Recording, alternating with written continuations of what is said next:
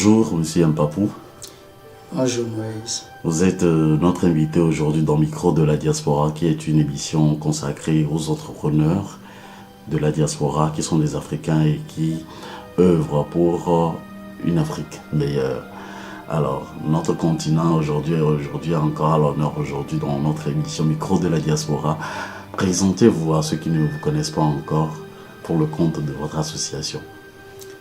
Alors, merci Moïse, merci pour l'opportunité que vous m'offrez de pouvoir justement m'adresser aux Togolais, aux Africains à travers votre canal. Et pour me présenter, je dirais que je m'appelle Mpapou Yembouam et je suis le président de MPSP, qui signifie Mouvement patriotique pour le salut du peuple. C'est un mouvement qui a vu le jour très récemment et nous avons donc cette chance que vous nous donnez aujourd'hui de pouvoir en parler, et afin que les Togolais, qui sont nos frères, et tous les Africains puissent en savoir davantage. Alors, sur le plan, vous êtes sur les ondes de la première radio de la diaspora, FM Liberté également. Et nous voulons vous demander pourquoi encore une association, parce que nous connaissons beaucoup d'associations qui existent déjà sur le terrain. En effet, comme vous le soulignez, il y a tellement d'associations que parfois on se demande si c'est effectivement la peine encore d'en créer. Mais notre association a une particularité. Nous sommes une association qui ambitionne d'amener les Africains et les Togolais à prendre conscience de ce que nous devons prendre nous-mêmes en charge, la responsabilité de développer notre continent, la responsabilité de développer notre pays. Et c'est pour cela que, contrairement aux autres associations, nous ambitionnons d'avoir comme membres justement tous les Africains et dans chaque pays. Et voilà donc ce qui constitue notre particularité.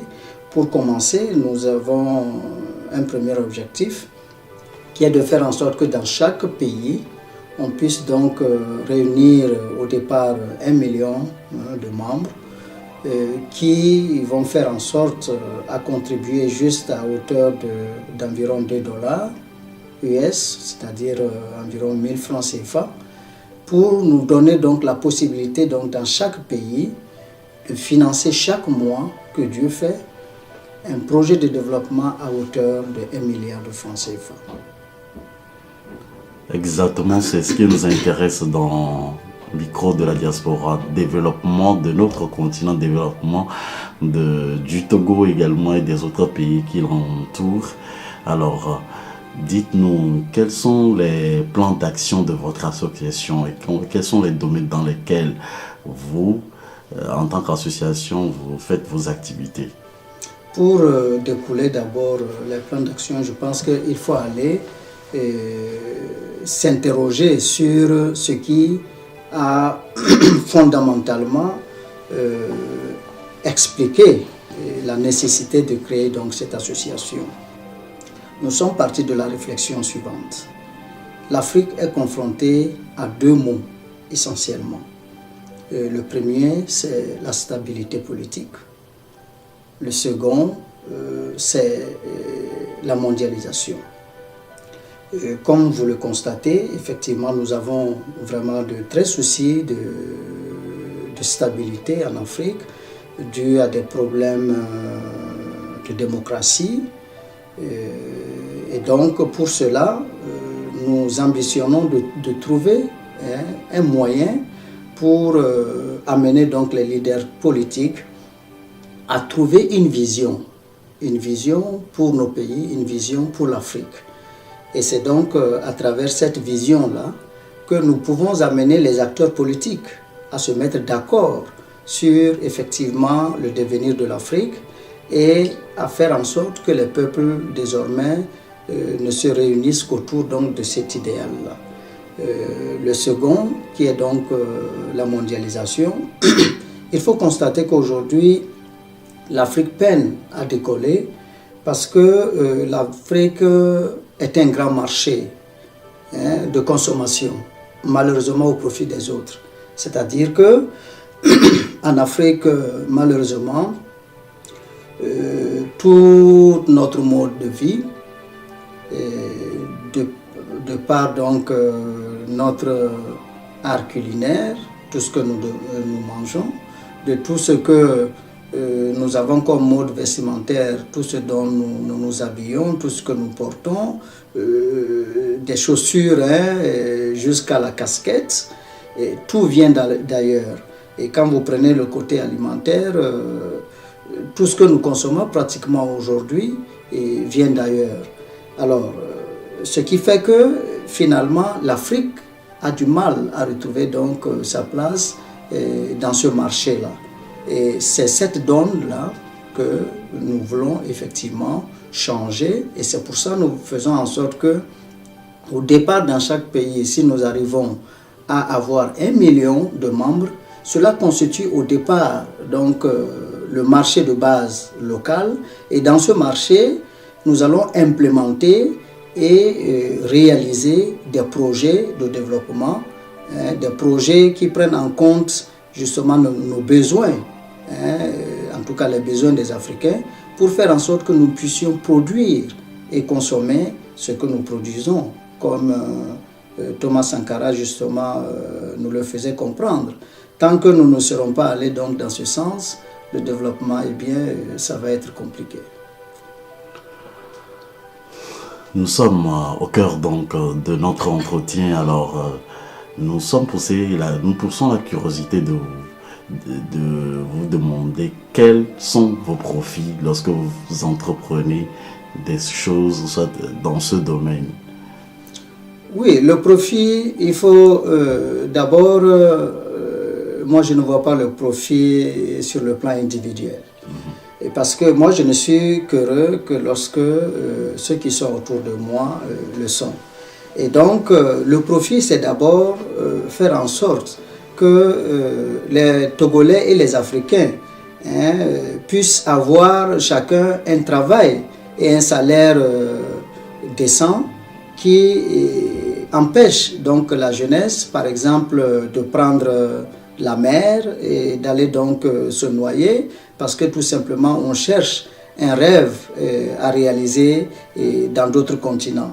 Le profit, c'est de faire en sorte que le petit paysan qui est donc dans sa ferme au village puisse, après sa production, trouver un marché disponible où vendre sa production pour pouvoir donc s'occuper dignement de sa vie, de la scolarisation de ses enfants, de la santé de ses enfants et tout ça, et de pouvoir donc vivre décemment.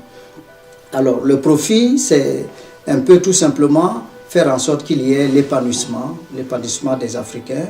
Sinon, vous voyez, quand nous prenons les exemples des groupes Bolloré, à ce que donc nous avons appris par les médias, juste pour l'année 2017, a fait, je crois, 2000 ou 4000 milliards, en tout cas de profit au Togo. Mais cet argent ne revient pas aux Togolais ni aux Africains. Et ça repart en France pour les Français. Et donc c'est pour ça que nous voulons constituer des groupements d'intérêt économique, pour faire simple, des coopératives, pour faire en sorte que effectivement ces coopératives puissent par exemple produire africains pour permettre justement aux Africains de pouvoir consommer sainement ce qui est produit chez eux. C'est ainsi seulement que nous pourrons donc constituer des groupes aussi puissants comme les groupes Bolloré pour justement en amont peser sur les politiques de nos pays, parce qu'en réalité, vous savez, Parce que c'est les gens comme les Bolloré qui financent les choses à nos présidents en Afrique. Donc quoi de plus normal que les présidents aussi puissent n'obéir qu'à leurs ordres. Alors, dites-nous, monsieur Yempapu Yemboam, à quoi serviront les cotisations, soit les apports des uns et des autres? Ok, à ce niveau, il faut distinguer deux choses. La première, pour les cotisations de 1000 francs que nous demandons donc aux Africains et aux Togolais, en tout cas dans chaque pays, c'est de faire en sorte à constituer des fonds nécessaires pour améliorer, moderniser justement nos services socio-éducatifs et de santé, de telle sorte que un jour les Africains quand même cessent de mourir parce que pas parce que bon, le médecin a fait tout ce qu'il pouvait faire et que c'était son destin de partir, mais parce que tout simplement le médecin n'a pas justement les outils, le matériel nécessaire pour sauver les patients. Il faut qu'on arrive à arrêter ça. Et il faut qu'on fasse en sorte effectivement que les Africains puissent bénéficier de manière équitable justement des services, par exemple d'éducation. On ne peut pas toujours nous dire que nous naissons libres et égaux devant la loi.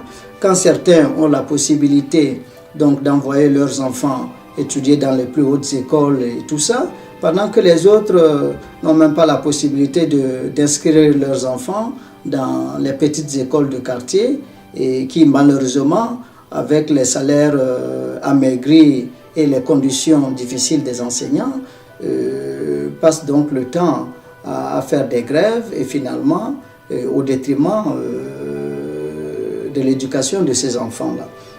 Donc, ce fonds-là va aller aussi dans le sens d'appuyer justement l'éducation pour donner par exemple des bourses à ceux-là qui en tout cas sont en difficulté, pour donner des bourses surtout aux étudiants qui vont s'orienter dans le sens donc, des sciences et aussi de la recherche.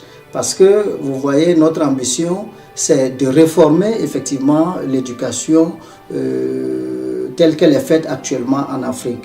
Il faut former des gens qui vont être capables de créer des emplois et non former des gens qui vont sortir chercher de l'emploi. Et donc, il faut aussi faire en sorte qu'à un certain moment donné, on puisse quand même contrôler, par exemple, notre santé. Parce que, vous savez, le premier médicament, comme on le dit, c'est ce que nous mangeons. Mais il est clair, à travers donc les maladies que nous traînons en Afrique actuellement, que ce que nous mangeons est parfois, en tout cas, d'origine douteuse. Il faut effectivement financer la recherche, que ce soit dans le domaine de la médecine, que ce soit dans d'autres domaines, pour permettre quand même à l'Afrique aussi de pouvoir avoir ses propres outils. Alors, le deuxième volet de financement, c'est à travers donc les coopératives, donc ce que j'ai appelé les groupements d'intérêt économique. Lorsque vous êtes membre donc de notre association, nous avons un certain nombre de projets, de projets de filière complète, et donc par rapport à ces projets-là, il y a des coopératives qui vont les supporter, et donc tous les membres pourraient avoir la possibilité d'acheter des actions au sein donc de ces coopératives-là. Ce sont des filières complètes que nous voulons vraiment financer. Par exemple, si nous prenons le domaine de la production du coton, nous disons que pour créer effectivement de l'emploi de manière massive, il ne faut pas seulement s'arrêter qu'à la production du coton pour aller le vendre ailleurs, mais il faut aller jusqu'à la transformation en usine pour obtenir justement les fibres, le tissu, et installer justement des centres de haute couture pour produire des vêtements typiquement africains pour habiller les Africains. Et donc, de telle sorte que à tous les échelons, nous allons donc avoir des opportunités massives de recrutement en termes d'emploi pour endiguer justement cette vague de chômage-là qui malheureusement amène la jeunesse aujourd'hui à aller vers un peu la violence lorsqu'il y a des manifestations, parce que vous savez, quand les gens ont faim, vous ne pouvez pas leur demander de raisonner et de comprendre pour agir dans le bon sens. Donc voilà les deux types de financement vers lesquels nos actions donc, seront orientées. Alors, quel est le message que vous avez à l'endroit de tous les membres de votre association et tous les membres de la population togolaise ou la population africaine qui ne fait pas encore partie de votre association et votre mot de fin? Alors, à l'endroit des Togolais et de tous les Africains, nous voulons tout simplement leur dire que nous avons aussi le droit de rêver. Et c'est tout à fait normal. Mais nous avons surtout le devoir de travailler ensemble à faire en sorte, à doter nos différents pays d'une vision claire. Une vision qui détermine justement comment est-ce que nous voulons que notre pays, et nos pays en tout cas, se développent, et faire en sorte que nos leaders politiques puissent s'approprier justement cette vision-là et donc nous amener vers le développement. Mais nous ne pouvons pas aller dans le développement à travers justement les troubles sociaux que nous constatons de part et d'autre. Il va falloir effectivement que nous nous ressaisissions et que nous fassions en sorte à faire prévaloir la raison et surtout faire preuve de demande de pardon parce que sans le pardon, on ne peut pas effectivement vivre ensemble. Aujourd'hui, la politique en Afrique, c'est ce qui divise le plus les Africains.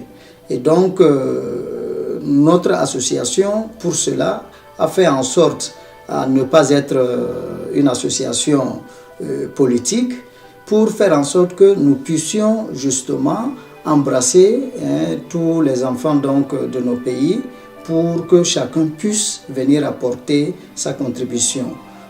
En juin prochain, nous allons donc faire le lancement officiel au Togo avant d'aller donc dans d'autres pays. Nous allons donc inviter tous les Togolais qui sont à Lomé et tous les panafricains qui sont un peu partout dans le monde, ceux qui peuvent, de venir donc nous accompagner. Et pour terminer, je dirais que j'ai foi en l'Afrique.